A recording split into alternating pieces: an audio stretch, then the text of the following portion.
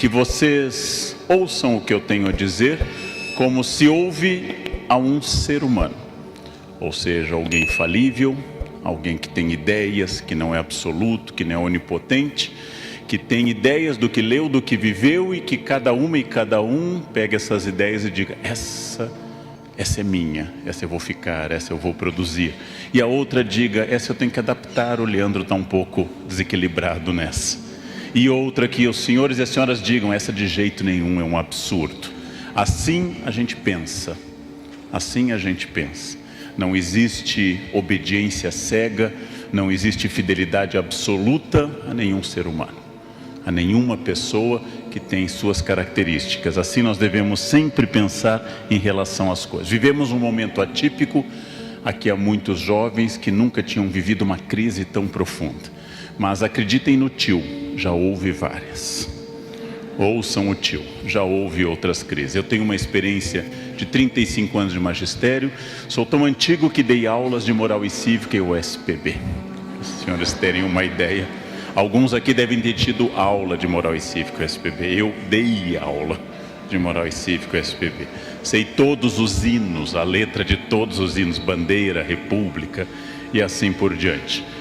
A crise atual é importante, a crise é significativa, mas é muito importante dizer que o grosso da crise econômica começou a passar, o grosso da crise econômica está se afastando, mas a crise moral e a crise ética ainda é muito intensa. Eu cresci ouvindo do meu pai e da minha mãe: estude para ser alguém, seja honesto. Hoje é difícil dizer essas coisas, porque tanta gente que não é ninguém chegou longe, tanta gente desonesta está no topo, há tantos canalhas nos governando, que a gente fica muito impressionado com as coisas. Então, é um momento específico, é um momento difícil, a crise está terminando, mas o quadro político está instável e, infelizmente, devo profetizar, o ano que vem não será fácil. Teremos eleições, a polarização vai continuar, o Face e as outras redes sociais vão continuar sendo uma arena de luta em que todas as opiniões são atacadas. E aí eu começo dando um primeiro conselho que não é filosófico, nem histórico. Eu dou um conselho absolutamente da minha avó, uma imigrante alemã que passou a vida inteira quase no Brasil. Não toquem tambor para maluco dançar. Não toquem tambor para maluco dançar. Quando alguém começar a berrar, a adjetivar com os olhos irritados, vão se afastando lentamente, concordem, tenham reações bovinas, e saiam correndo, Não discutam com pessoas perturbadas, não discutam com pessoas perturbadas, é perda de tempo, perda absoluta de tempo. Então, nesse quadro político instável, de ódios, evitem o ódio, não cultivem o ódio. O ódio vem às pessoas, não compartilhem. Há um conselho que eu ouvi na Ásia de um budista que dizia: o ódio é um veneno que só funciona se você beber. Se você precisa aceitar o ódio do outro. Afastem-se disso, porque tem tanta gente interessante, tem tanta gente desafiadora, que as nossas dúvidas têm que ser de várias ordens. Nossas dúvidas são lícitas, são boas, mas nossas dúvidas não podem ser longe da ética, não podem ser longe de princípios. E como eu digo aos jovens professores que eu formo na Unicamp, um conselho que eu escrevi no livro Conversa com um Jovem Professor: é muito importante que em uma sala de aula exista ao menos um adulto. É bom que esse adulto seja o professor. É muito importante que num ambiente, por mais que tenha gente brigando, destruindo e gritando, que eu redobre a minha capacidade de ser pacífico. Esse é o primeiro ponto no momento que nós estamos vivendo. O mundo está em transformação. Essa transformação sempre ocorreu, mas ela se acelerou. Quando meu pai se formou em Direito em 59 na Universidade Federal de Porto Alegre, ele nunca mais fez outro curso de atualização.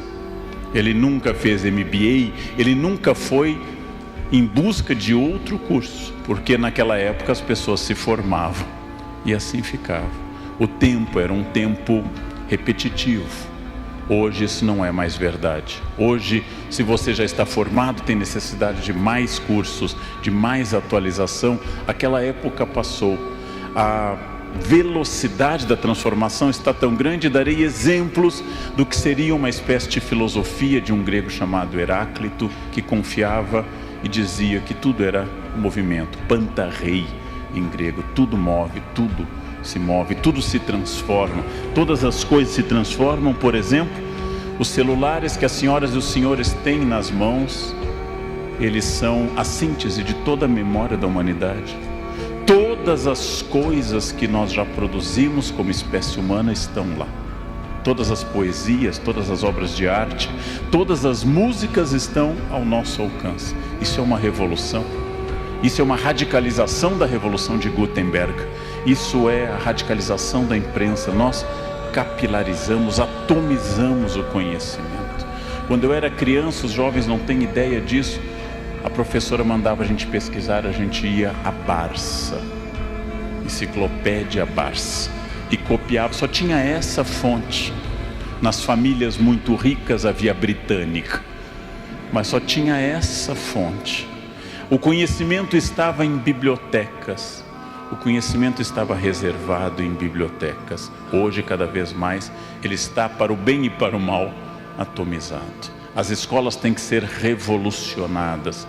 E elas ainda, digo isso como professor, elas ainda não notaram a revolução, que é ter uma memória em HD externa.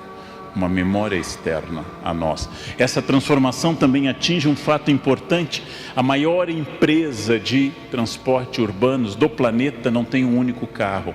Ela é um aplicativo na nuvem. E se você não sabe o que é nuvem, você tem diploma de datilografia. Isso é uma característica. Você não sabe o que é nuvem, pensa em nuvem e acha que é um fenômeno meteorológico, você tem diploma de datilografia e fez o SPB na escola. Mais uma mudança importante para a gente registrar: a maior empresa de hospedagem do planeta, Airbnb, não tem um único hotel. Ela é um algoritmo de hospedagem, ela é um programa da nuvem também. Ou seja, essa é uma mudança enorme. Claro que já no século XVI, Camões nos disse: mudam-se os tempos, mudam-se as vontades. Mas hoje essa mudança não é mais de uma geração para outra. Não é mais de uma geração para outra, ela é uma mudança imediata. Uma pessoa de 15 anos já não pertence mais à geração tecnológica de alguém de 25. Ora, tudo isso, claro que assusta mais quem nasceu antes. E eu vou lembrar que nós temos 3 grandes etapas de valor na história humana. A primeira etapa, que nos dominou desde a pré-história, foi a força física. Era o guerreiro mais forte que dominava a tribo, que tinha valor como líder. Essa força física foi substituída pela força do capital. Quem é mais rico manda na sociedade. Não preciso mais ser o mais forte, basta ter mais dinheiro. Chegou a hora do velhinho gostoso e rico. Não precisa mais ser o mais forte. Eu posso ser o Neymar e serei lindo, desde que o dinheiro e a fama me acompanhem. Esse é um novo critério. É claro que força física ainda conta, é claro que dinheiro é fundamental, mas nós temos uma terceira etapa, e essa pouca gente se deu conta. Hoje o que manda no mundo é a inteligência e não a força física. E apesar do capital ser fundamental, o capital hoje deriva da inteligência e não da produção. Não é mais o dono da usina siderúrgica, não é mais o montador de automóveis que é o milionário, mas é o fundador do Facebook, de um programa. É o fundador do Google e assim por diante. São essas pessoas que hoje são responsáveis pela maior circulação de capital no mundo. Não tem mais sentido a memória, como me educaram. Quando eu era criança, decorávamos que o Brasil tinha 8.511.965 quilômetros quadrados. Nossas professoras, eu fiz um colégio interiorano, católico alemão no Rio Grande do Sul, ficavam felizes que nós soubéssemos que o Novo Testamento tinha 27 livros, 4 evangelhos, 1 Atos dos Apóstolos, 14 cartas de Paulo, um conjunto de cartas católicas e um Apocalipse. E aí nós tínhamos uma fé sólida, que nós tínhamos memória. E essa memória, ela é importante. memória é uma coisa importante, porém, o que hoje determina não é a memória, a primeira instância da inteligência, mas o que eu crio a partir da memória, que é a inteligência. Antes era culto, quem soubesse que a capital da Mongólia era Ulaanbaatar, o do Nepal era Katmandu, quem soubesse que Lagos era a maior cidade da Nigéria, que o rio Congo era o único rio que atravessava o Equador 2 vezes. Nossa, que pessoa culta. Hoje isso está no Google. Isso está no Google, você não precisa mais decorar isso. Você decora se quiser, mas hoje a inteligência nos libertou da memória. E isso é fundamental. Memória entendida na filosofia clássica como uma das instâncias da alma para Aristóteles. Memória entendida como um dom do Espírito Santo. Memória entendida como uma série de valores, mas hoje apenas o primeiro passo para a criação, para a inteligência. Para aquilo que você pode fazer como iniciativa e criatividade. E isso é muito importante, porque isso vai revolucionar a maneira de eu ensinar crianças e jovens. Ou seja, não mais para repetição, não mais para o padrão, mas para a criação. Se eu quiser que eles sejam cada vez mais pessoas que possam se adaptar à mudança. E é difícil. E por que é difícil eu me adaptar à mudança? Porque o primeiro limite é aquilo que eu, mais velho, valorizo, que é a tradição. Ora, por que é que o cérebro humano valoriza a tradição? Porque o cérebro humano é uma máquina eficaz, que gosta de economizar energia. E a economia dessa energia é fundamental, porque ela significa que o cérebro não quer fazer ações desnecessárias. O cérebro é uma máquina eficaz. Sempre foi assim. Assim foi desde o começo. Ora, era muito interessante quando eu questionava, eu fiz música também, uma professora que nos dava, por exemplo, canto gregoriano, uma velha senhora, uma freira alemã, que dizia, você tem que aprender o modo frígio, você tem que aprender o modo dórico, você tem que aprender a ler em clave de dó. E a gente, mas por que, irmã Heloísa? Porque quando vocês ensinarem, vocês saberão. Ou seja, ensinar era o sistema que auto-justificava o que havia antes. E isso é uma coisa interessante, porque a tradição vem ao lado de um mecanismo fundamental, que foi colocado na espécie humana como uma forma de sobrevivência, que é o medo. O medo é prudente. O medo pode ser uma virtude que impede, segundo Aristóteles, o exagero, ou seja, impede a temeridade, já que o equilíbrio é uma virtude aristotélica. Porém, quando o medo nos domina, ele se chama covardia. Eu valorizo muito um aluno que no doutorado vai fazer um seminário, como fizeram terça-feira, sobre a obra que eu estou analisando, e aí ele tem medo, ele treme, mas ele enfrenta e faz. Eu valorizo muito quem domina seus medos, quem tem medo de voar e voa, quem tem medo de casar e casa. Eu valorizo quem enfrenta o medo. Mas veja, nós, seres humanos, somos descendentes de covardes.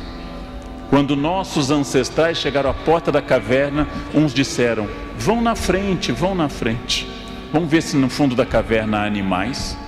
Os que foram na frente morreram. Os que ficaram na porta da caverna, prudentemente ou com medo, são nossos ancestrais. Nós somos descendentes de pessoas prudentes. Bem, o excesso de medo, o medo dominando, chama-se covardia. A genética é uma coisa importante. Há pouco, num debate para um livro, uma autoridade me disse, talvez a gente tenha apenas 5% de liberdade, o resto é genética. Eu não sei o número exato, eu não tenho capacidade de pensar nesse número, porém, 5% é bastante. As abelhas têm 0. As abelhas são exclusivamente guiadas pela genética. Nenhuma abelha amanhece republicana. Nenhuma abelha vai dizer, vamos derrubar essa rainha que não faz nada. Nenhum leão pode se tornar vegano. Ele não pode amanhecer, chega de maltratar as zebras, vamos sentar na selva em plena harmonia comendo queijo tofu. Não é permitido ao leão isso. Não é permitido ao leão isso. Os seres animais tidos como irracionais seguem um código genético. Nós somos livres. O livre-arbítrio é uma profunda característica da humanidade. Pensei nisso de uma forma trágica. Eu vou a São Paulo, em São Paulo, a Sala São Paulo, escutar concertos quase toda semana, e para isso eu atravesso uma tragédia humana, que é a Cracolândia. É uma tragédia humana. Seres humanos iguais a mim, dignidade e direitos, um dia foram lá. Um dia olharam para aquelas pessoas que abriram mão do seu livre-arbítrio e abriram mão voluntariamente da sua dignidade, compraram uma pedra de crack, fumaram e se destruíram. Esse é o grau mais radical de liberdade humana. Ou seja, eu sou livre inclusive para me destruir. Infelizmente, tudo aquilo que seja um vício reduz minha liberdade. Drogas, álcool, Netflix, tudo que for um vício reduz minha liberdade, cria um hábito. O hábito, diz Aristóteles, é uma segunda natureza. A genética existe, mas não nos condiciona abertamente. A cultura existe. Eu estou inserido dentro de uma cultura. Para mim, que tenho ancestrais camponeses, acordar de madrugada é muito fácil. Eu desperto todos os dias às 4 horas da manhã, sem nenhum problema. Isso é típico de sangue camponês, né? Ou de algum problema de insônia, mas eu casualmente acordo com facilidade. Eu tenho grande facilidade de acordar, faz parte da cultura. Meu avô dizia: o sol não deve encontrar ninguém honesto na cama. É uma coisa que vem sempre. A cultura é importante. A cultura é importante. Eu já soube de pessoas que dormem até às 6 da manhã, mas eu acho que são pessoas atacadas da preguiça, né? Pessoas atacadas disso. É uma questão cultural. E também o meu comportamento, eu vou perguntar como eu passo a um estágio seguinte, numa sociedade que exige que eu, Leandro, e cada um e cada uma que está aqui, cada pessoa aqui faça algo diferente.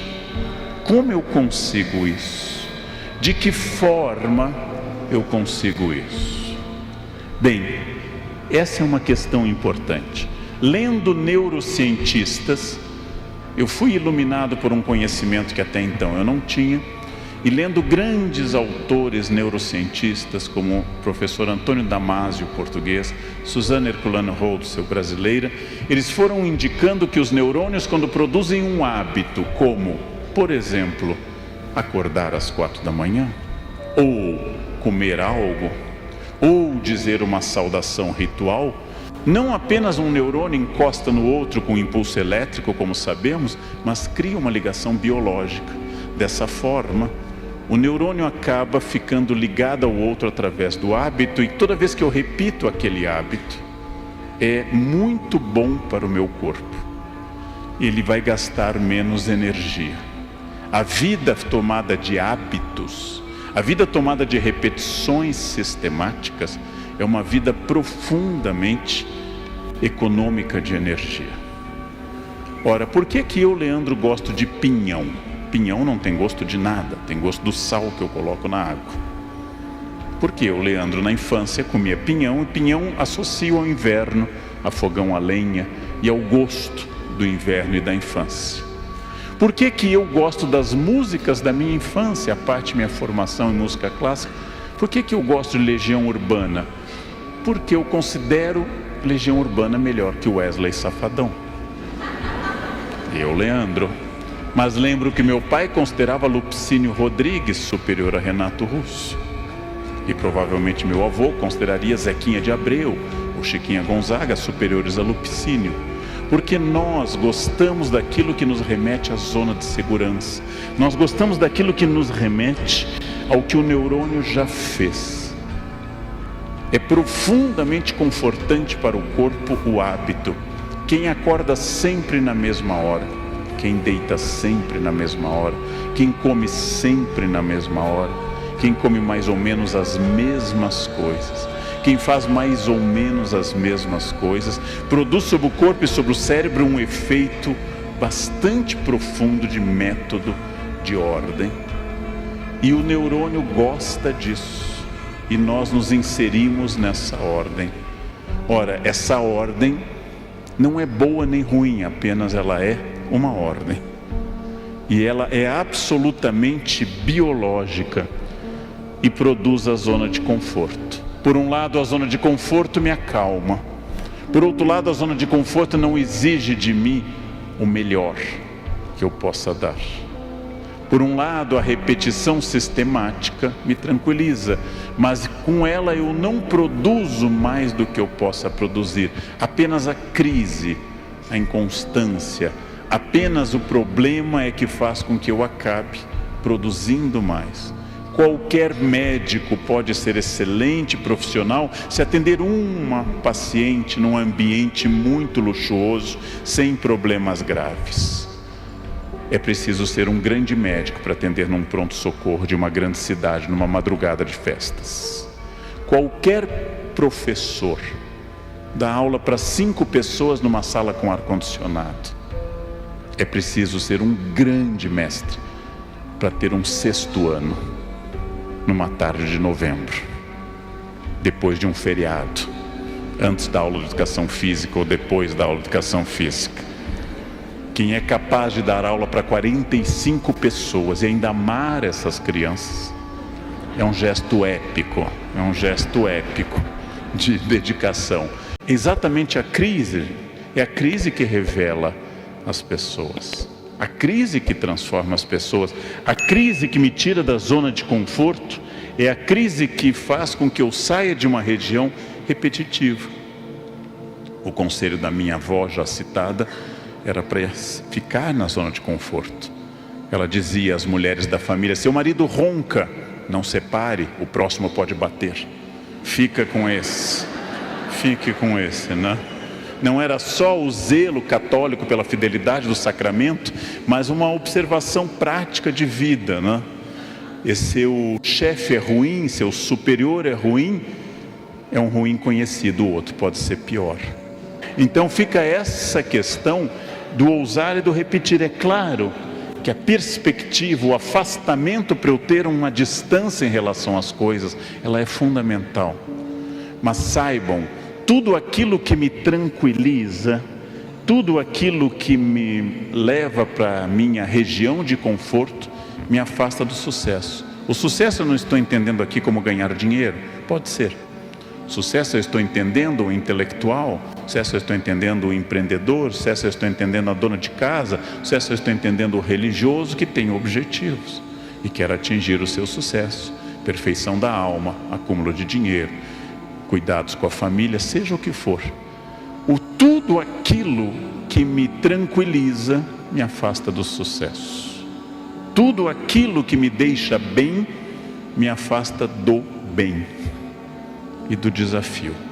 Por isso que todos querem o sucesso, mas eu não sei qual a escolha certa. Todos querem o sucesso, mas a escolha certa ela é sempre complicada, porque eu tenho que pensar quando é que chega esse momento, e aí eu vou avançar de Aristóteles para Agostinho, quando é que chega esse momento chamado futuro. Agostinho estuda muito a sucessão de tempo e fala muito de um presente quase contínuo em relação a isso. Eu nunca sinto o futuro, porque eu estou sempre no presente. E o passado é sempre uma memória que já fugiu. Então vem a seguinte questão: quando chega o futuro? Eu vou dar uma resposta semi-agostiniana e semi-pelagiana também. Nunca chega o futuro. Nunca chegaremos ao futuro, porque eu estou sempre no momento presente. E o minuto seguinte é o meu presente. Logo, eu vivo, inspirado em parte na reflexão de Agostinho sobre o tempo, eu vivo num tempo contínuo, num tempo presente.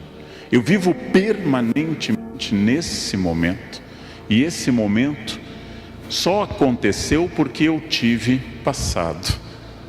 Ou seja, eu hoje, Leandro, sou o futuro do Leandro de 2000, ou o futuro do Leandro de 1980, quando eu estava no ensino, entrando na faculdade, saindo do ensino médio.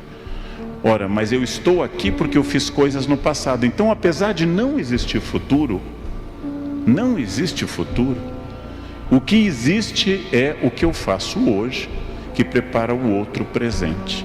Eu, Leandro, estou aqui e eu não entrei na faculdade pensando, eu vou estudar muito, porque um dia eu terei a honra de ser convidado para esse espaço e falarei para vocês. Mas eu estou aqui porque eu tomei decisões no passado. Ou seja, o presente é cultivado por decisões do passado. O presente é cultivado por uma forma muito importante, porque não existe o ponto final, aqui representado metaforicamente por um paraíso tropical. Não existe esse ponto final. A cada lugar que eu chego há um novo desafio, há uma nova questão a vencer. Nunca eu vou chegar a esse ponto final. Eu não sei nem quem estará vivo em 20 anos. A vida é surpreendente, eu vou insistir nesse ponto, quando a gente pensa que as mudanças podem ser muito rápidas. Há 48 horas, esse era o jornalista mais bem pago, mais respeitado, ocupando o posto mais importante da imprensa brasileira. Hoje está sem emprego. Ó fortuna, velut luna, diz a Carmina Burana, a fortuna muda como a lua, não? Não existe paz no mundo, nulla pax in mundo, diz um motete do Padre Vivaldo. Não existe paz no mundo, porque a cada dia vem uma questão. Eu nunca sei o passo seguinte. Assim como eu vim para cá, vindo do aeroporto, o carro poderia ter tido um problema. Tudo é muito rápido, muito passageiro. Tudo se transforma e as questões do mundo permanentemente são desafiadas, e esses desafios são sempre um caminho aberto. Nós temos diante de nós um caminho aberto. Eu não sei esse futuro, eu tenho apenas a capacidade de planejar o presente, mas voltando à noção agostiniana, capítulos passado, presente e futuro, o futuro é quase esvanecido, quase desaparecendo. Porém, eu vou substituir essas palavras agostinianas por palavras contemporâneas. Por passado eu entendo a experiência que trouxe cada uma e cada um até essa noite. Por presente eu entendo a ação de estar aqui. Quantas pessoas caminhando através da cidade eu vi estavam em bares. Vocês estão em uma palestra uma noite. Ou seja, essa é uma ação.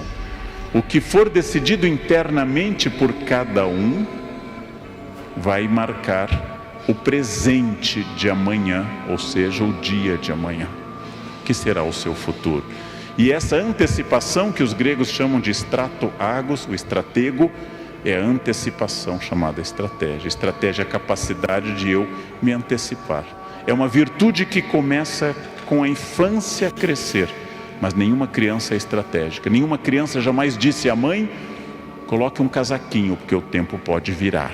Isso é um pensamento que a gente só tem na terceira idade. À medida que envelhecemos, a bolsa vai sendo munida de remédio, casaquinho, guarda-chuva, papel higiênico. Quanto mais envelhecemos, mais vamos ficando estratégicos.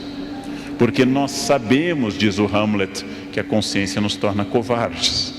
Nós sabemos que é importante estar preparado. Estratégia é a capacidade de eu me antecipar.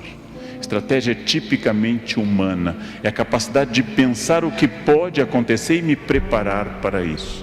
O termo militar grego, estratego, acabou se tornando um termo empresarial contemporâneo. Há uma estratégia. E essa estratégia ela é muito importante. E lembrem-se, o erro é parte da espécie humana. Não há ser humano que não erre. Quem não erra não é humano. O humano é errado. Só temos dois tipos de erros: os fatais e os não fatais. Os fatais não precisam ser analisados. Os não fatais precisam.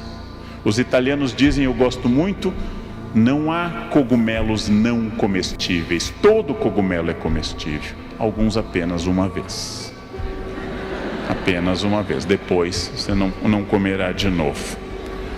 Quando eu quero explicar aos meus alunos literariamente, dentro da tradição cultural do Ocidente, eu lembro a eles que a primeira empresa do planeta Terra, na nossa tradição judaico-cristã, foi a empresa Éden Limitada. O fundador tinha um currículo impressionante. Deus, inatacável. Criou uma empresa perfeita e contratou 2 funcionários locais, feitos ali, treinados no RH dali, nada de gente de fora, barro e costela local. Colocou, fez uma semana de ética e disse, só tem uma regra aqui, gente, vamos lá. colaborem. Só não pode comer uma fruta, o resto pode tudo, tudo, o tempo todo. É a família perfeita, Adam, em hebraico, homem. A família perfeita, Eva, a companheira. Não tem sogra, não tem nora, não tem genro, não tem cunhado, não tem horário, não tem roupa, inocência total. O dia inteiro felizes num local perfeito entre rios.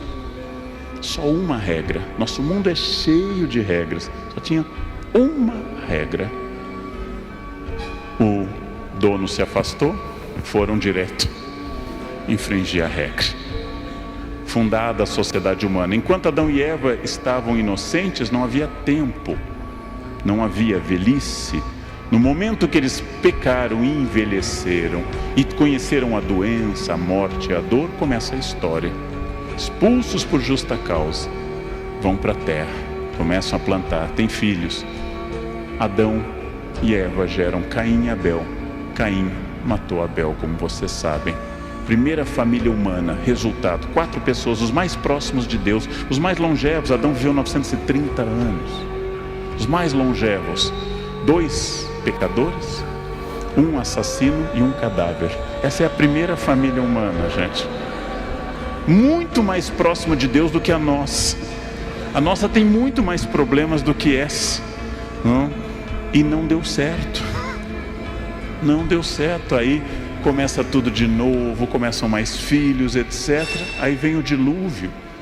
Ou seja, tudo sempre, permanentemente, nós convivemos com o erro. Errar é humano, errar é humano, errar é humano. Nós erramos o tempo todo. Nós erramos constantemente. E esse é um exercício para eu aprender que de cada erro deriva uma possibilidade de acerto. Façam o aprendizado. Façam esse aprendizado. Cada erro é uma indicação estratégica que você não é perfeito. Cada erro fere o meu orgulho, fere a minha vaidade, o primeiro pecado capital, fere aquilo que me torna soberbo. Cada erro mostra, você se acha muito, perceba que aquilo que você faz diariamente, desde que nasceu, desde que você tinha 11 a 14 meses, que é andar, você tropeça. Hoje, tenho 54 anos e tropeço. E eu treino isso diariamente há 53 anos. É uma lembrança permanente. Você é humano, você nunca atingirá a perfeição. Não se vanglorie, não fique soberbo, porque tudo que te protege te sufoca. Usando a metáfora da gestação, do embrião da galinha, do pinto no ovo. Se até o 21º dia, terceira semana, o pinto romper o ovo, ele morre. Se a partir da terceira semana ele não romper, ele também morre. Toda vez que eu protejo demais um filho, um aluno, um subordinado, eu o torno limitado. Todas as vezes. Não há fórmula mais clara para tornar alguém imbecil do que mimá-lo.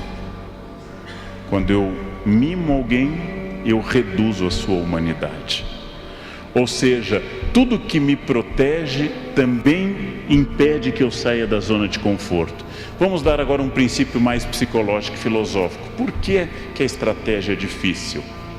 Ora, eu sei que se eu comer o doce, o donut, que aqui está, eu vou ser feliz agora.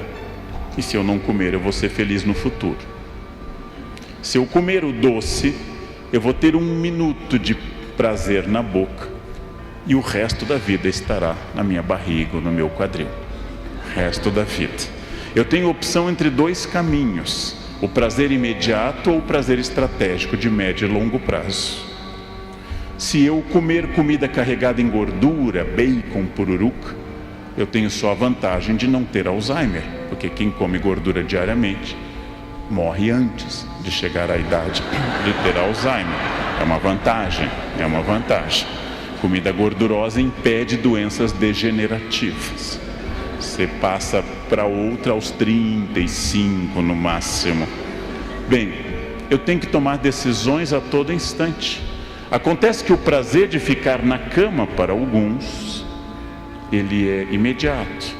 E ter que fazer alguma coisa, ir para a escola, estudar, produzir, rezar, é um prazer que vai no momento seguinte. Então nós temos que optar entre dois prazeres, e isso vem a pergunta: como eu saio dessa acomodação?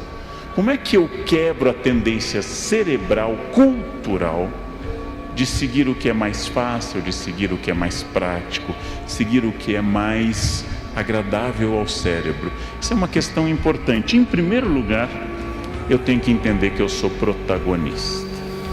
Em primeiro lugar, eu tenho que entender, analisando a vida de grandes pessoas, intelectuais, militares, estadistas, místicos, que eu sou protagonista. Em toda a história, nós estamos tomados por dezenas de milhares de exemplos de protagonismo. Pessoas que saíram da sua zona de conforto e implantaram uma mudança extraordinária. Gente como Machado de Assis, mulato, epilético, filho de uma mulher muito pobre, e que de repente decide ser o maior escritor da língua portuguesa. Nada na sua biografia indicava isso. Havia uma donzela analfabeta, sem formação, no interior da França. Ela teve uma ideia: eu vou até o rei da França e vou libertar o país. É Joana d'Arc. Esses protagonismos são excepcionais nesses casos, mas eles são cotidianos, de pessoas que superam crises, que têm essa consciência profunda de olhar além do horizonte, além do ambiente imediato, além das coisas limitadoras do momento. Esse protagonismo, ele é fundamental em qualquer campo que vocês atuem. Sonhar mais. Disse um publicitário em São Paulo, Nizam Guanais: você deve sempre querer ser Alexandre o Grande, nunca Alexandre o Médio. Você não deve mirar no médio, porque você vai ser menos. Você deve mirar alto. Você deve mirar alto. Você deve aspirar a mais. Você deve tentar cada vez mais através de uma racionalidade estratégica. Nós podemos muito mais do que nós fazemos. As pessoas me perguntam, eu tendo a ser irônico na resposta, elas me perguntam: Leandro, como é que você consegue ler tanto? É complexo, mas eu vou revelar o segredo. Para ler tanto, o segredo é: senta, abre o livro e lê. Pronto. E quando termina, pega outro livro. Como é que você consegue acordar assim? Toca o celular, eu abro os olhos, eu levanto e começo o meu dia. É isso. Nossa, eu não sei como é que você consegue fazer isso. Fazendo. Agora, é uma coisa importante para dizer: quando eu era muito jovem, graças à influência do meu pai, comecei a estudar francês e outras línguas. Depois fui para a Aliança Francesa, depois juntei um dinheirinho, passei uma parte da minha vida na França. Aí eu recebo um professor, traduzo, faço qualquer coisa, e eu ouço de um colega: nossa, Leandro, você tem muito jeito com línguas. Eu não tenho jeito nenhum. Eu não ganhei o dom das línguas. Nunca baixou uma tocha na minha cabeça e eu passei a falar línguas. Cada língua foram anos de sacrifício e saiu. E aí eu entendi uma coisa que eu digo com certa alegria e certa dor: sorte, jeito, talento é o nome que o vagabundo dá ao esforço que ele não faz. É muito importante isso, gente. Quando o vagabundo olha: eu não sei o que você faz, sua casa está tão arrumada. Eu arrumo, é assim, eu arrumo. Mas qual o segredo de conseguir fazer isso? Fazendo. Ah, mas eu não consigo. Então morra. Não venha me perguntar o que fazer. Claro, não desejo a morte de ninguém, mas tem gente que está consumindo oxigênio num planeta que tem tão pouco, né? Tão pouco oxigênio a esse respeito. Eu quero distinguir uma coisa muito importante. Sou um especialista em religiões. Religião é uma parte central da espécie humana. Não há povos até o momento espontaneamente ateus. O ateísmo é sempre uma imposição do Estado na espécie humana. A religião é central na nossa espécie, mas eu quero distinguir da magia, associação de poderes a objetos materiais, a magia. E é isso que eu quero condenar. Abandonem a magia. Parem de comer lentilha no ano novo para ter dinheiro, gente. Cada grão 1 milhão. Não tem um pé rapado que não acredite nisso todo ano e está lá no Serasa o ano inteiro, mas continua comendo lentilha. Parem de comer, guardar sementes de romã no ano novo. Parem de fazer macumba. Parem de atribuir objetos poder. Isso é um erro porque é inútil. Parem de usar roupa amarela para atrair dinheiro no ano novo. Parem de usar cueca vermelha para atrair amor. O que você atrai com uma cueca vermelha, gente? Isso que você atrai. Que Exu vai chegar na sua vida com uma cueca vermelha? Não amarrem fitinha do Bonfim, aquilo nunca mais sai do pulso, gente, nunca mais. Você fica com aquilo até a segunda vinda de Jesus, é uma coisa espantosa, aquilo nunca mais sai, não? Então, distingam o que é um ato de fé, de entrega religioso, da magia, que atribui a objetos poder. A magia é um sinal de infantilidade psíquica, ela é compreensível em crianças. Eu nunca uso a expressão, e não gosto de energia. Esse ambiente tem uma energia boa. Eu vou com alunos ricos de São Paulo para a Ásia, estamos num hotel no Butão, e elas dizem, esse hotel tem uma energia boa. Não, ele é luxuoso, custa $1.000 a diária. Não é energia, gente. Não é energia. Essa mulher a energia dela é muito pesada. Não, ela é chata, ela é insuportável. Não tem nada a ver com energia, gente. Não existe energia. Não adianta, tendo um problema a resolver, em casa, na empresa, onde for, não adianta se fechar numa sala, colocar cristais, cantar mantras. Podem encher a sala de imagens de Buda, de elefante, de arroz, podem fazer o que quiser, o problema continua lá. Continua lá. Então, essa questão é superar essa coisa que eu escuto e que me perturba. Eu sou muito prático. Leandro, você fala bem, mas sabe por quê? Você é de aquário. Aquário é ar. Quem é de aquário aqui ou de gêmeos fala bem. Mas que pessoa organizada, virgem, tem obsessão com a ordem. Nossa, mas que pai afetivo, câncer, é pura emoção. Câncer e peixes choram inauguração do supermercado, choram ao pôr do sol. Mas que chefe terrível, leão. Leão é o cão chupando manga quando manga. Não existe isso. Que planeta estava em cima de você na hora do nascimento? Nenhum de os planetas estão alinhados. Não tem nenhum planeta em cima de você. Abandonem isso. Abandonem. Sigam o conselho do Antigo Testamento. Não vão procurar necromante de Endor para o rei Saul. Não vão procurar coisas que são mágicas. Ou seja, a magia atrapalha o progresso das pessoas. Ela atrapalha. Façam as coisas que devem ser feitas. Se querem o conselho dos meus formadores jesuítas, trabalhem como se Deus não existisse e rezem como se o homem não existisse. É errado ficar esperando magia. É errado ficar tornando objetos essa fonte. Esse determinismo, por que você não deu certo? É karma. É karma. Karma é compreensível em Piracicaba, outras cidades. Está indo muito rápido, karma. Mas não tem sentido. Não existe karma, não existe destino, não existe sorte. Você ganhou esse dom da humanidade, que é o livre-arbítrio. Não insulte o mundo pensando que você está submetido a forças que lhe controlam. Uma das coisas que mais eu ouço hoje pessoas dizendo, e isso é verdade, especialmente nas novas gerações que chegam ao mundo do trabalho, as organizações, as empresas, eu quero fazer só o que eu gosto. O que eu costumo dizer que é um sinal de inteligência. Afinal, só um imbecil gostaria de fazer o que não gosta. Das coisas que o mundo da religião trouxe, uma delas é uma expressão que aparece num dos evangelhos dos cristãos. Vocês sabem que os cristãos têm 4 evangelhos oficiais, que são chamados de canônicos. 3 deles são evangelhos que contam uma história paralela, por isso eles são chamados de sinóticos. E tem um 4º evangelho, que é o evangelho de João, que tem uma história muito mais reflexiva, filosófica do que narrativa.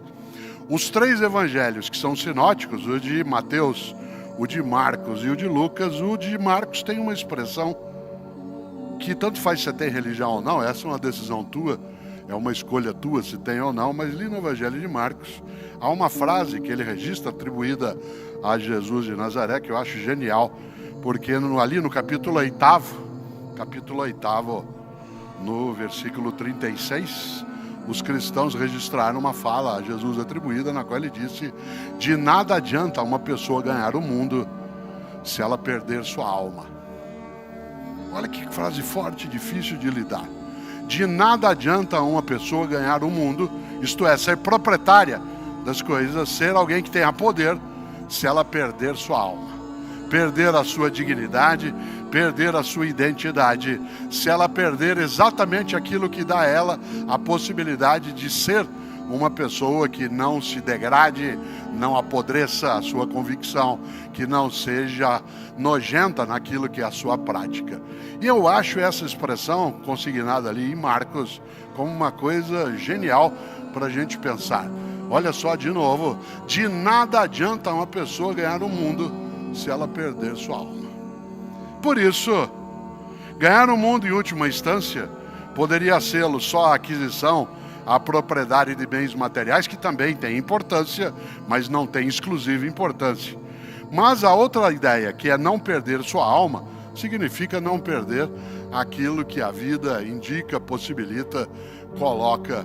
E nessa hora, claro, pergunto eu de novo para você e para mim, como é que você ganha a vida? Como é que você ganha a vida, em vez de perdê-la? Pode parecer, digo de novo, uma conversa romântica, uma conversa vazia. Afinal, diriam algumas pessoas, a vida tem tantos requisitos, ela tem tantas exigências que não dá para ficar pensando no que você levanta. Afinal, porque fazemos o que fazemos, diriam alguns, eu faço porque eu tenho que fazer, senão eu não sobrevivo, o que é verdade.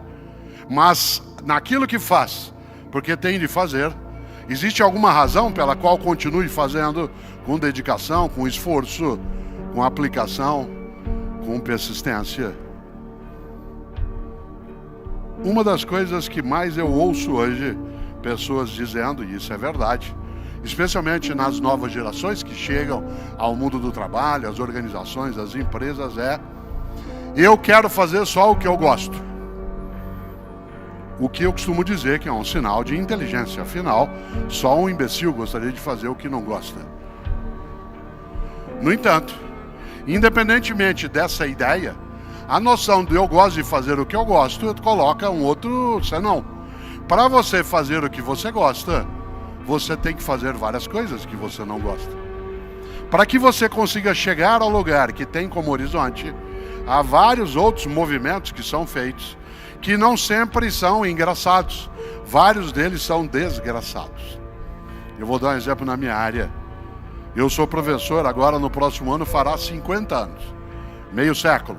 Eu comecei a dar aulas, eu estava ainda na universidade, em 1974, eu estava no segundo ano de filosofia e fui chamado para ser auxiliar de 2 professores de disciplinas diferentes. E ali eu comecei a minha atividade docente, que vai fazer já meio século. Pois bem, por que eu faço o que eu faço? Porque eu acho que a maneira minha de ser necessário, ou no meu caso, e de deixar a vida menos desgraçada, é a docência. É a comunicação, no caso também a palestra, a escrita, o mundo digital. Mas, na minha vida, para ela ficar cheia de graça, tem muita coisa que é desgraçada. Por exemplo, na minha profissão, se tem uma coisa que é desgraçada, é ter que corrigir prova. Vocês não fazem ideia do que é que significa um domingo como ontem, que na cidade de São Paulo foi exuberante. Quem estava aqui, um domingo daqueles de outono, com um céu bonito, com o sol até o fim da tarde, algumas pessoas chamando as outras para ver o pôr do sol. Você passar a tarde inteira corrigindo prova. Enquanto a família se diverte, diz: pai, vem. Você diz: não, tem que ficar aqui. Por quê? Esse é o meu trabalho. Mas pai, só um pouquinho. Não, isso aqui é o meu... Aí ninguém está ouvindo, você fala: meu castigo. Ou é meu dever? Ou é minha obrigação? Ou é o desgraçado para que o engraçado venha? Mas por que é ruim corrigir prova? Quem aqui é professor, o professor sabe. A gente não pode não fazê-lo. Eu, Cortella, não tenho como, quando era docente no cotidiano, não tinha como não corrigir provas e trabalhos dos meus alunos, porque a única maneira de eu saber como eu estou ensinando é se eu afiro como as pessoas estão aprendendo. A única maneira de eu saber se aquilo que eu estou fazendo tem relevância, eficácia, se tem alcance, é se eu notar como é que as pessoas estão aprendendo, escrevendo, trazendo. Não basta alguém me contar. Será que dá para eu terceirizar a correção de prova? Claro que dá. Segundo alguns, em breve a inteligência artificial fará isso por mim. Mas ela fará por mim e vai me contar ou vai fazer um relatório? Mas existe uma percepção em relação àquilo que você está lendo que relatório algum substitui. Existe um conhecimento que é diferente da mera informação, Pedro lembrou isso antes, um conhecimento que vem, né, da minha percepção de como é que as pessoas estão aprendendo. Mas corrigir prova é uma desgraça. Você lê a mesma notícia em 200 jornais diferentes, cada um escrito numa letra. Tanto que a gente tem que organizar na maneira como corrigir prova. Eu fazia isso porque você está no domingo à tarde, a família passeando, todo mundo almoçou direitinho, e você tem que sentar 2h30 da tarde ali para começar a fazer aquilo. Você precisa cuidado, porque se você tem 50 provas ou trabalhos em mãos para ler, você precisa fazer um sistema onde você faz uma primeira leitura, sem ainda dar uma avaliação com nota. Depois você faz uma segunda, voltando, porque do contrário a tendência é pegar os primeiros e massacrar, porque você está descansado. À medida que você começa a ficar mais cansado, aí vai passando. Então é preciso ter um critério, né, de maneira que você consiga não a neutralidade, porque isso não existe, mas a objetividade analítica. Nós não somos imortais, mas podemos ser eternos. Nós não somos imortais, claro, mas nós podemos ser eternos. E a nossa eternidade vem e fica na nossa obra. Afinal de contas, um grande poeta alagoano, que infelizmente morreu também em 2012, no mesmo ano que Chico Anísio, que foi o grande, o especial Ledo Ivo. Ledo Ivo dizia: o que sobra é a obra, o resto só sobra. O que sobra é a obra e o resto só sobra. Para mim é uma emoção muito grande chegar aqui hoje, como entramos agora há pouco, e receber aplausos antes de começar a falar, né? Não sei se era por eu apressar o término, né? Mas essa forma de acolhida carinhosa, ela ajuda bastante, ainda mais que, como foi lembrado, eu sou da área de filosofia, né? De maneira geral, as pessoas acham que filósofo é alguém que não trabalha, né? Alguém que não tem nenhuma atividade, tanto que é muito comum, imaginar. Você nunca ouviu falar de greve de filósofo ou de sindicato de filósofo. É uma área que a gente parar de trabalhar, você nem percebe que a gente tinha começado, né? Além de filósofo, eu tenho uma outra atividade que não é considerada trabalho. Eu sou professor, né? Quem dá aula aqui já ouviu a pergunta: professor, você não trabalha, só dá aula, né? Então tenho duas atividades que não são consideradas trabalho. E uma das coisas que eu posso fazer, eu tenho o tempo sobrando, é prestar atenção e lembrar de algo que disse um dia um homem que fez aniversário terça-feira da semana passada. Um estupendo alemão, que tenha também cidadania norte-americana, que foi Albert Einstein. Vocês sabem o quanto que Einstein é importante na trajetória da ciência, do conhecimento. Um homem bem-humorado, a clássica foto dele de 1951, de língua para fora. Ele estava num táxi, alguns jornalistas pediram para ele falar alguma coisa inteligente e ele mostrou a língua, e essa foto se tornou inspiradora, inclusive para que os Rolling Stones fizessem um dia um dos seus álbuns mais estupendos, né, exatamente com a foto da língua, no caso, língua do Mick Jagger, tão conhecida, né, em várias regiões do planeta. E vocês imaginarem o quanto que, claro, né, o grande Einstein, que fez algo estupendo. De novo o Ceará, a teoria da relatividade de Einstein foi comprovada em Sobral, terra do Renato Aragão. Já imaginou como nós somos dominados pelos cearenses, né? O próprio Einstein nunca esteve em Sobral, mas Sobral tem uma localização que permitiu a observação astronômica daquilo que foi exatamente a comprovação da teoria da relatividade. Muita gente que nunca foi a Sobral, no dia que for, vai se espantar, porque lá no interior do Ceará tem uma estátua em homenagem ao Einstein, porque a cidade de Sobral faz parte do texto de composição, né, da comprovação da teoria da relatividade. Olha que coisa interessante, Einstein tem uma frase clássica. Ele que nasceu, como sabem, né, no dia 14 de março de 1879, um homem genial, ele disse um dia, e você sabe, tolice é fazer as coisas sempre do mesmo jeito e esperar resultados diferentes. Tolice é fazer as coisas sempre do mesmo jeito e esperar resultados diferentes. Cuidado, eu sou professor há 42 anos, sou professor titular de universidade, tenho doutorado, 30 livros publicados. Será que eu já estou pronto? Não no mundo de mudança e velocidade. Vou contar uma coisa para você que talvez você não tenha notado, porque você trabalha, mas o mundo está mudando. Você já tinha notado isso? Você diz, é óbvio, Cortella, você não veio no final de tarde desse falar uma coisa tão evidente como essa. Cuidado, a novidade não é a mudança do mundo, porque ele sempre mudou. A novidade, e essa é inédita, é a velocidade da mudança. Nunca em toda a história nós tivemos alterações tão velozes em relação à tecnologia, ao modo dos negócios, ao conhecimento. Você sabe disso. Nos últimos 50 anos, houve mais desenvolvimento tecnológico do que em toda a história anterior da humanidade. Isso significa que nós temos de ter uma inteligência mais apurada. Nós não podemos perder a oportunidade de renovação. Nós não podemos deixar de ir buscar aquilo que cria para nós futuro e, portanto, dá densidade àquilo que temos de fazer. Nunca imaginei que eu ia ter um livro na área de esoterismo. E o livro é sobre carreira, vida. Chama-se Por que Fazemos o que Fazemos.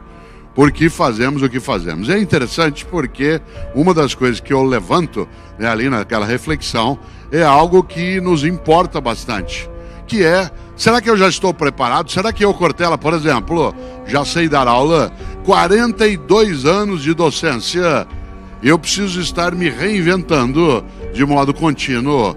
Há 30 anos eu podia ficar algum tempo ensinando do mesmo modo, agora não mais. Você tem novas formas, novas tecnologias, novos modos de mercado. Por exemplo, nosso país muda. Se eu perguntar aqui nesse auditório o nome de 5 jogadores da Seleção Brasileira de Futebol, provavelmente quase ninguém o saberá. Mas se eu perguntar aqui o nome de 5 ministros do Supremo Tribunal Federal, todos saberão. Aqui, no bar da esquina, no ônibus, no metrô, a essa hora. Muda o mundo. Um país que até há 10 anos, por exemplo, tinha uma fixação muito no mundo do esporte, hoje se volta também para aquilo que é a maior aula de educação moral e cívica que nós tivemos na história, que é o que nós aprendemos nos últimos 3 anos e que de repente nós estamos nos vendo de outro modo. É uma oportunidade estupenda para a gente renovar a nossa capacidade de vergonha na cara, a nossa possibilidade, inclusive, de criar uma nação que leve adiante a sua capacidade também de riqueza, de negócio, e que a gente não se apequene, né, naquilo que tem que ser feito. O país muda, claro que muda. Exemplo concreto, se eu perguntasse aqui nesse auditório há 20 anos, domingo agora tem corrida de Fórmula 1, a quase totalidade das pessoas saberia. Se eu perguntar aqui agora, nem 10% sabe. Aliás, tem ou não tem? Tem? Olha só. Tem mesmo, é certo. Olha só, atenção. Meu aluno, aquele que está na universidade, que está no primeiro ano de faculdade, em Goiânia, em Recife, em Anápolis, em Londrina, que é a minha cidade, né, em São Paulo, onde eu moro, em Curitiba, em Porto Alegre, em Florianópolis, tanto faz. O aluno que entrou esse ano na universidade, aquele que vai ter aula comigo, eu que sou professor há 42 anos, que, portanto, em princípio, estaria já qualificado para fazê-lo. Que ano nasceu o aluno que está esse ano na universidade, que já é teu colega, teu parceiro, teu chefe? Que ano nasceram os alunos que estão no primeiro ano de faculdade? 1998. Os alunos que estão agora na universidade, para os quais eu dou aula, nasceram em 1998. Atenção, eles não conheceram Ayrton Senna. Inclusive porque quando eles nasceram, o Senna tinha morrido fazia 4 anos. 4 anos. Diz assim, como não conheceram o Senna? Eles não compreendem, por exemplo, por que alguns de nós mais idosos assistimos corrida de Fórmula 1. Eu falo, mas por que assistir? A gente não tem tradição nisso. Você fala, você tá louco, menino, como não tem tradição? Nós temos 2 tricampeões do mundo e um bicampeão. Mas faz tempo.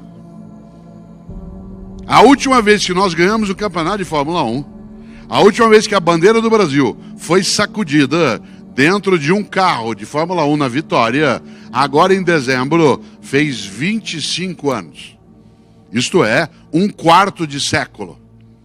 A última vez que nós ganhamos o campeonato de Fórmula 1, que se colocou a canção da vitória, esteve aqui o Ronaldo ontem.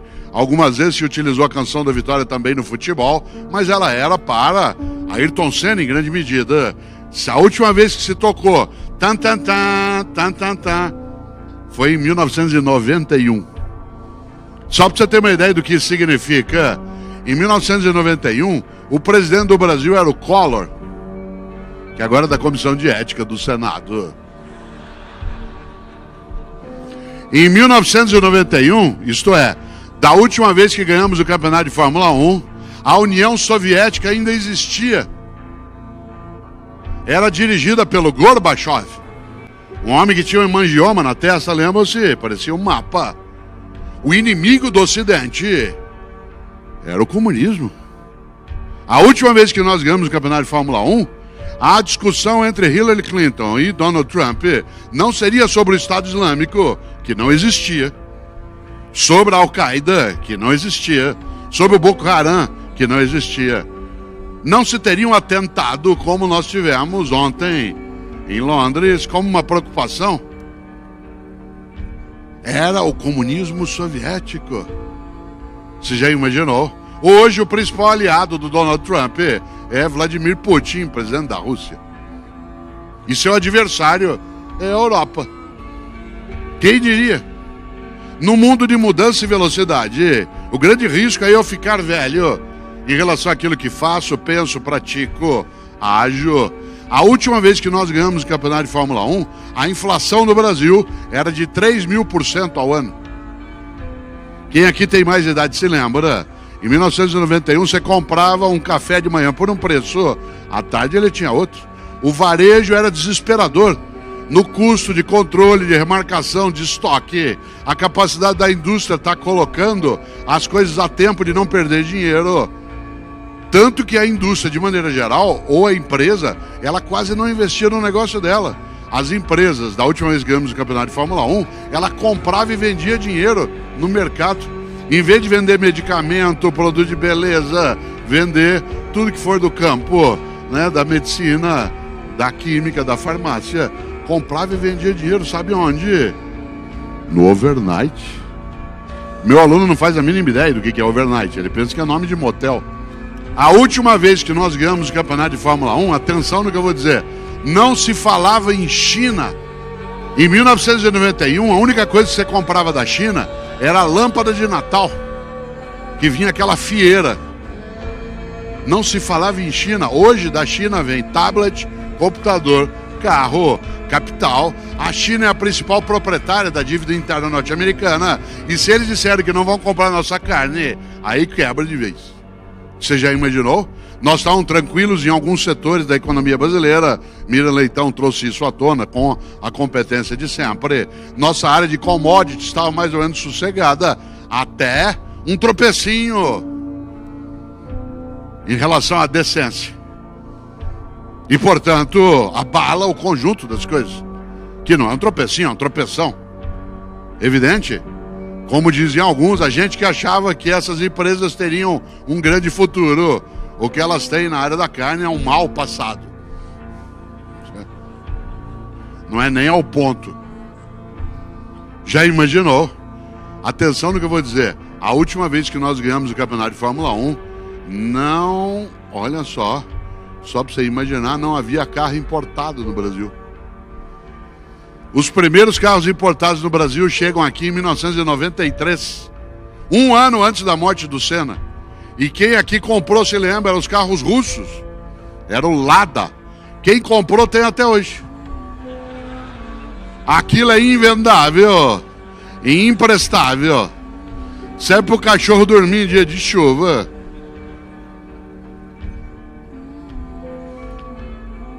Mudou o mundo, mudou o negócio, mudou a maneira de fazer. Por exemplo, Nós estamos aqui na zona norte de São Paulo, alguns aqui se lembram.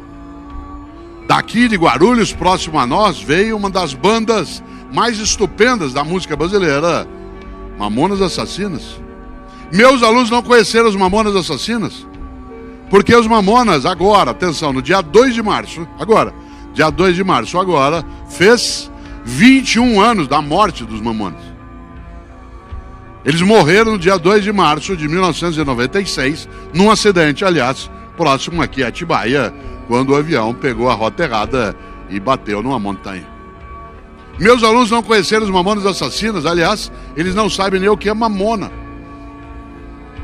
Quanto mais assassina. Ele pensa que é um vírus novo que está aí. Outro dia em sala de aula eu falei, por que os Mamonas Assassinos? Falei, Mamonas do quê, professor? Foi Mamonas Assassinos. Falei, o que é isso? Falei, é um grupo de música. Foi o que eles fazem? Falei, eles cantavam. Falei, eles morreram. Falei, vocês nunca viram? Falei, não, eram uns que tinham uma Brasília amarela. Brasília? Eu falei, vocês nunca viram um carro projetado por engenheiro brasileiro? Tinha, aliás, era ótimo, tinha 2 carburadores. A velocidade, a mudança, a alteração é tamanha que, por exemplo, meu aluno não imagina que Ayrton Senna não conheceu a internet. A internet mudou o mundo. A internet civil no Brasil é de dezembro de 95. Vocês já imaginaram? A internet mudou o modo de fazer negócio, a maneira de ir ao médico, a capacidade de concorrência, a transparência pública. Não haveria denúncia de patifaria no país se não fossem as plataformas digitais.